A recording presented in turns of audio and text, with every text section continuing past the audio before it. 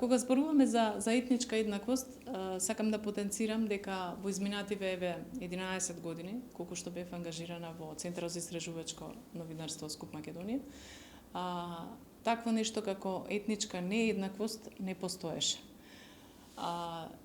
Бидејќи СКУП беше една мешана мултиетничка средина, каде што секој почитуваше секого, каде што сме соработувале со голем број луѓе, сме обучувале голем број млади луѓе, млади студенти, колеги.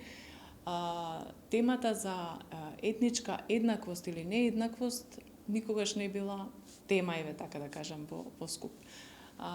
Сметам дека во Македонија сите треба да се прифатиме онакви какви што сме, со сите можни различности на секое поле, доколку сакаме да имаме прогрес во општеството. Тоа ги учиме и младите студенти, младите новинари, ги потикнуваме заедно да работат и сметаме дека само така може да има прогрес понатаму.